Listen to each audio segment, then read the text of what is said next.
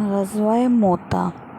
یہ معرکہ شام کے شہر میں مقام پر ہوا جسے موتا کہا جاتا ہے۔ اس کا ایک بہت بڑا سبب اور مقصد تھا۔ ہوا یوں کہ امن و سلامتی کا پیغام دینے والے رسول جناب محمد مصطفیٰ صلی اللہ علیہ وآلہ وسلم نے حضرت حارث بن عمیر رضی اللہ تعالیٰ عنہ کو سفیر اور قاصد بنا کر قیصر روم کے نام ایک خط دے کر روانہ فرمایا۔ راستے میں قیصر روم کے ایک امیر شرجیل بن عمرو غسانی نے حضور اکرم صلی اللہ علیہ وآلہ وسلم کے اس قاصد کو روک کر پوچھا، کیا تم محمد صلی اللہ علیہ وآلہ وسلم کے قاصد ہو؟ انہوں نے ہاں میں جواب دیا تو اس بدبخت نے قاصد رسول صلی اللہ علیہ وآلہ وسلم کو رسیوں میں باندھ کر نہایت بے دردی کے ساتھ شہید کر دیا۔ اس حادثے سے رسول کریم صلی اللہ علیہ وآلہ وسلم کو بہت صدمہ پہنچا۔ آپ صلی اللہ علیہ وآلہ وسلم نے 3000 مسلمانوں کا لشکر تیار فرمایا اور اپنے دستے مبارک سے سفید رنگ کا جھنڈا باندھ کر حضرت زید بن حارثہ رضی اللہ تعالیٰ عنہ کے ہاتھ میں دیتے ہوئے انہیں فوج کا سپہ سالار بنا کر روانہ فرمایا اور فرما دیا تھا کہ ان کی شہادت ہو جائے تو قیادت حضرت جعفر رضی اللہ تعالیٰ عنہ کریں گے اور پھر ان کے بعد حضرت عبداللہ بن رواحہ رضی اللہ تعالیٰ عنہ اور ان کے بعد جسے مسلمان چاہیں اسے منتخب کر لیں۔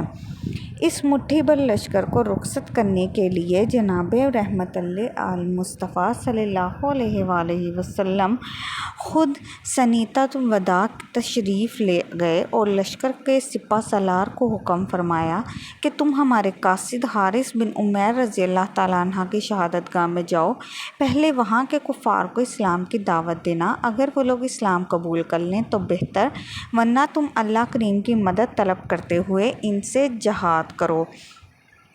سپہ سالار رسول حضرت زید بن حارثہ رضی اللہ تعالیٰ عنہ نے لڑائی شروع ہونے سے پہلے کفار کو اسلام کی دعوت دی۔ انہوں نے جارحانہ حملہ شروع کر دیا۔ یہ منظر دیکھ کر آپ رضی اللہ تعالیٰ عنہ گھوڑے سے اتر کر میدان جنگ میں کود پڑے۔ ان کی دیکھا دیکھی مسلمانوں نے بھی نہایت جوش و خروش کے ساتھ لڑنا شروع کر دیا۔ کافروں نے آپ رضی اللہ تعالیٰ عنہ پر نیزوں اور برچھیوں کی برسات کر دی۔ آپ رضی اللہ تعالیٰ عنہ جواں مردی سے لڑتے ہوئے شہید ہو گئے۔ حضرت زید بن حارثہ رضی اللہ تعالیٰ عنہ کی شہادت کے بعد حضرت جعفر طیار رضی اللہ تعالیٰ عنہ نے پرچم کو تھاما تو شیطان نے آپ کے دل میں موت سے نفرت اور زندہ رہنے کی محبت بڑھانے کی کوشش کی۔ آپ رضی اللہ تعالیٰ عنہ نے فرمایا، مومنین کے دلوں میں ایمان پختہ ہونے کا وقت تو اب ہے اور تو مجھے دنیا کی لالچ دے رہا ہے۔ یہ کہہ کر دشمنوں پر ٹوٹ پڑے، پھر جذبہ شہادت سے سرشار ہو کر گھوڑے سے نیچے اترے اور آگے بڑھ کر مردانہ وار مقابلہ کرنے لگے۔ ایک رومی شخص نے آگے بڑھ کر آپ کے بازو پر ایسا وار کیا کہ بازو جسم سے جدا ہو گیا۔ آپ رضی اللہ تعالیٰ عنہ نے جھنڈا دوسرے ہاتھ میں لے لیا، اس نے دوسرے بازو پر وار کر کے اسے بھی جدا کر دیا۔ آپ نے پرچم اپنی گود میں رکھ کر کٹے ہوئے بازوؤں سے اسے تھامے رکھا۔ کفار ناہنجار نے اور وار کیے اور آپ کا جسم مبارک دو حصے کر دیا۔ یوں رسول کریم صلی اللہ علیہ وآلہ وسلم کے یہ عظیم مجاہد صرف 33 سال کی جوان عمر میں جام شہادت نوش کر گئے۔ آپ رضی اللہ تعالیٰ عنہ کے جسم کے ایک حصے پر 80 سے زیادہ زخموں کے نشانات موجود تھے۔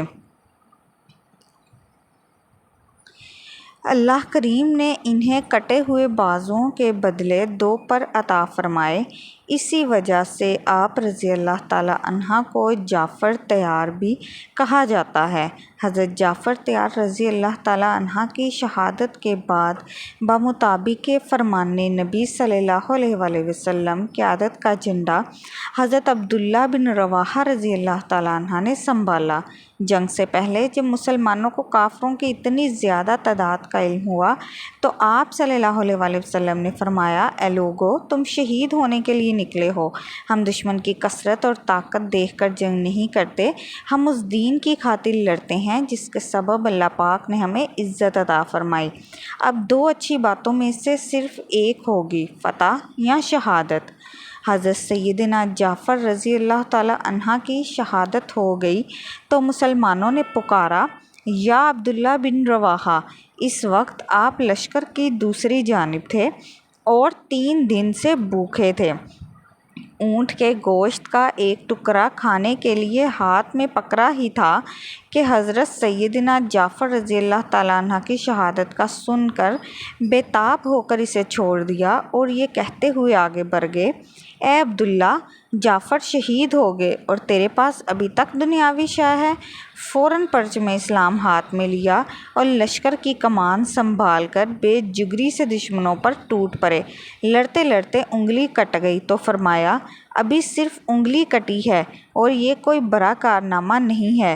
اے نفس، آگے بڑھ، ورنہ موت کا فیصلہ تجھے قتل کر ڈالے گا اور تجھے ضرور موت دی جائے گی۔ پھر انتہائی دلیری اور جاں بازی کے ساتھ لڑنے لگے۔ بالآخر زخموں سے نڈال ہو کر زمین پر گر پڑے اور جام شہادت نوش کر گئے۔ رسول کریم صلی اللہ علیہ وآلہ وسلم نے جب مدینہ منورہ سے انہیں روانہ فرمایا تھا اور ایک کے بعد دوسرے کو قیادت کرنے کی وصیت فرمائی تھی تو وہیں ایک نعمان نام کا یہودی بھی یہ سب سن رہا تھا۔ اس نے کہا، اے ابو القاسم، اگر آپ سچے نبی ہیں تو یہ تینوں ضرور شہید ہوں گے، کیونکہ بنی اسرائیل کے نبی جب یوں کسی کا نام لیتے تھے، اگر 100 افراد کا نام بھی لے دیتے تو وہ سبھی شہید ہوتے تھے۔ تینوں معزز صحابہ کی شہادت کے بعد حضرت سیدنا ثابت بن ارقم رضی اللہ تعالیٰ عنہ نے جھنڈا اٹھا لیا اور مسلمانوں کو آواز دے کر فرمایا کہ اپنے میں سے کسی کو سپہ سالار چن لو۔ مسلمانوں نے فوراً حضرت خالد بن ولید کو چن لیا اور لشکر کی قیادت ان کے سپرد کر دی۔ ادھر حضرت خالد بن ولید رضی اللہ تعالیٰ عنہ نے جھنڈا تھاما اور ادھر غیب کی خبریں دینے والے رسول کریم صلی اللہ علیہ وآلہ وسلم نے وہاں سے 1000 کلومیٹر سے بھی زیادہ دوری پر مدینہ منورہ میں منبر مسجد نبوی پر بیٹھے ہوئے فرمایا، اب اللہ کا جھنڈا، اللہ کی تلواروں میں سے ایک تلوار خالد بن ولید کے ہاتھ میں ہے۔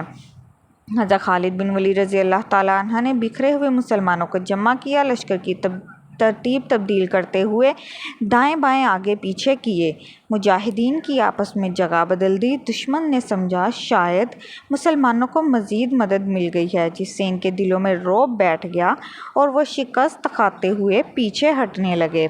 مسلمانوں نے شدید لڑائی لڑی، یہاں تک کہ صرف حضرت خالد بن ولید رضی اللہ تعالیٰ عنہ کے ہاتھ میں اس دن 9 تلواریں ٹوٹیں اور یہ جنگ 7 دن تک جاری رہی۔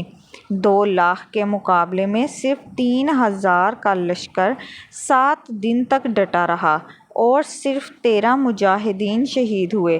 7 دن کے بعد جب دشمن کا لشکر ہزیمت اٹھاتا ہوا پیچھے ہٹنے لگا تو حضرت سیدنا خالد بن ولید رضی اللہ تعالیٰ عنہ نے بھی کمال حکمت و دانائی سے کام لیتے ہوئے لشکر کو پیچھے ہٹانا شروع کیا۔